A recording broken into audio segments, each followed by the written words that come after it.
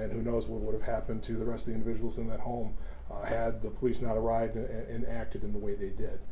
So that's why there are no criminal charges that will be filed against these officers, because I think they acted appropriately given all the facts and circumstances as they knew at the time when they entered that home.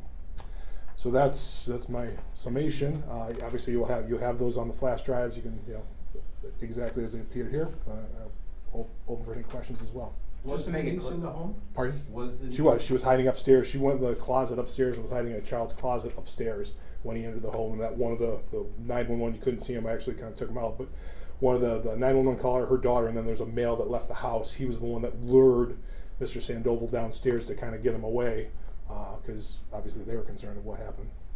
So Mr. Sandoval, he was hit 3 times, but none of those were fatal. It was the two. He was hit by the officers twice, and then the third shot was his own self-inflicted gunshot wound. Do we know why he had a PPO? There's some domestic violence. There's concerns of domestic violence prior, but there was the PPO was never. They got the paperwork to get one, but it was never served. They had just, when they hear on the 911 call, there's papers.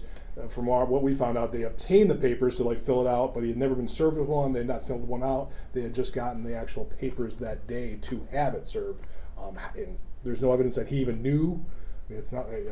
Maybe he did, but we can't tell from the evidence we have at this point in time. Were any of the kids in the home his kids? Do we know? That's a good question. I don't know off the top of my head. I don't believe so, but it's in the report, and I didn't note that so. There's a number of kids, and the 911 caller had 3 or 4 of them. So I was going to say, how many were in the actual home? There's 12 individuals in that house. It's a very small house, but they got upstairs, they got a basement, the niece. So there's a lot of individuals. As you saw, there was 1, 2, 5 had come out. So there's still a number of individuals inside the house. It took some time to get those, very traumatic for the kids. Trying to watch. I watched the entire body cam and watching how they reacted, remarkably well, quite frankly, given the circumstances. But it's a difficult situation for that family. So he tried going to the home earlier in the day before this? He did, about 11:30, and actually they did a cop logic kind of a online, because he kind of showed up, punches the things, nothing happens, and he leaves.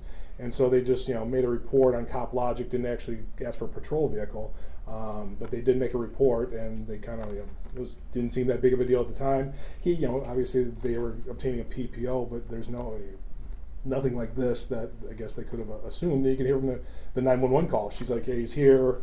But it's not like they're extremely terrified or worried. He had lived there, and obviously had some issues, but I don't think they're expecting anything like this. Who all did you speak with during the investigation?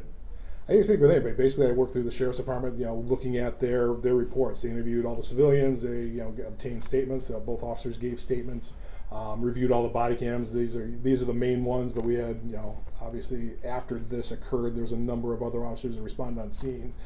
The crime scene technicians, did a full thing. So I never actually directly spoke with anybody other than the responding detectives.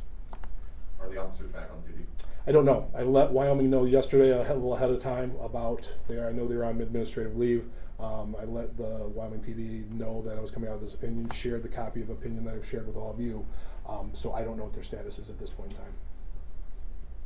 You brought up how this is Domestic Violence Awareness Month. Unfortunately, in the county, just since January, there have been fatal domestic violence incidents.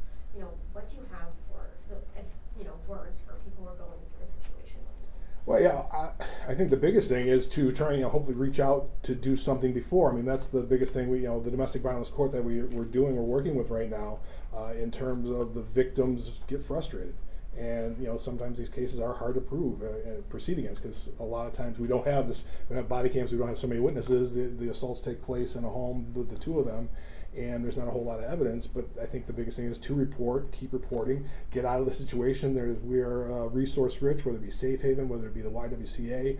There are agencies that are out there to help. Even if you don't want to make a report, we have victim advocates, a part of the DVAN, the Domestic Violence Action Network, who will work with victims who may not have gone to court. We have advocates in our office that will work with victims, but if people don't want to get involved, there's other advocates that will work with them. So reach out for help, whether it be Safe Haven, the Y, call the hotlines, get out of the situation as best you can before we arrive at a situation like this.